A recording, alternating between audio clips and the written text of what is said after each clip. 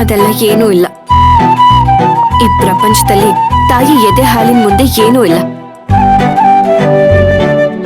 ಅದನ್ ಕುಡ್ದು ಮಕ್ಕಳೇ ಜಾಸ್ತಿ ಬುದ್ಧಿವಂತರಾಗಿರೋದು.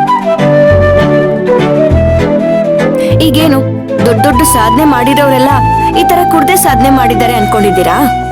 ಅರೇ, ನಾನು ಸಾಧನೆ ಮಾಡೋದಕ್ಕಲ್ಲ ರೀ ಕುಡಿತಿರೋದು. ನನ್ನೊಳಗಡೆ ಇರೋ ನೋವು ಫ್ಲಶ್ ಔಟ್ ಆಗ್ಲಿ ಅಂತ ಕುಡಿತಿರೋದು. ಅದೆಲ್ಲ ಇವಾಗ ಯಾಕೆ ಬಿಟಾಕಿ ಹೋಗ್ಲಿ. ನಾನೊಂದು ಪ್ರಶ್ನೆ ಕೇಳ್ತೀನಿ, ಉತ್ತರ ಕೊಡಿ. ನನಗ್ ಗೊತ್ತಿದ್ರೆ ಉತ್ತರ ಕೊಡ್ತೀನಿ, ಇಲ್ಲ ಅಂದ್ರೆ ಇಲ್ಲ. ಅದೇನು ಅಂತ ಕೇಳಿ. ಬಾಬಾ, ಕೌಂಟ್ರು ಕೊಡದೇನೆ ನೀವು ಕರೆಕ್ಟ್ ಆಗಿ ಹೇಳೋದಿಲ್ವೇನಪ್ಪ? ಈಗ ಈ ಹಳ್ಳಿಲಿ ನಿಮಗೆ ಇಷ್ಟ ಆಗುವಂತ ಗಿಡ, ಪಕ್ಷಿ, ಮರ, ತೆಂಗಿನ ತೋಟ, ತೆಂಗಿನಕಾಯಿ, ತೆಂಗಿನ ಮರ, ನಮ್ ತೋಟ, ಕೆರೆ, ನಿಮ್ ಸೈಕಲ್, ಇದೆಲ್ಲ ಇಷ್ಟ ಆಗತ್ತೆ ಅಲ್ವಾ?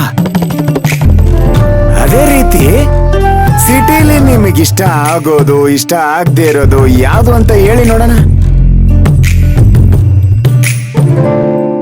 ಅಲ್ಲಿ ನನಗ್ ಯಾವ್ದು ಇಷ್ಟ ಆಗಲ್ಲ ಚಿಕ್ಕಜ್ಮಾನ್ರೆ.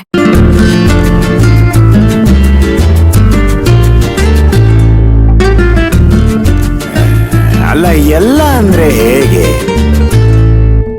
ಒಂದೆರಡು ಉದಾಹರಣೆಗೆ ಬಿಡಿ.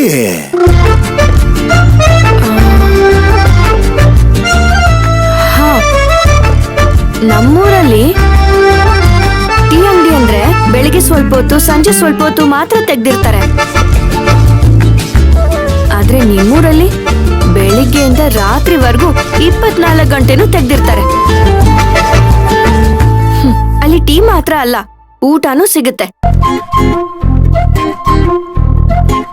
ಆಮೇಲೆ ನಮ್ಮೂರಲ್ಲಿ ಔಷಧಿ ಅಂಗಡಿಗಳೇ ಇಲ್ಲ. ಆದ್ರೆ ನಿಮ್ಮೂರಲ್ಲಿ ಬೀದಿಗೆ 4-5 ಇದನ್ ಕುಡಿತೀರಲ್ಲ, ಇದ್ರ ಅಂಗಡಿ ಇರುತ್ತೆ.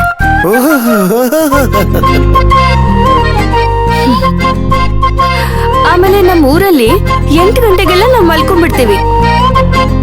ಆದ್ರೆ ನಿಮ್ಮೂರಲ್ಲಿ ಮಧ್ಯರಾತ್ರಿ 2 ಗಂಟೆ ಆದ್ರೂ ಯಾರು ಮಲ್ಗದೇ ಇಲ್ಲ.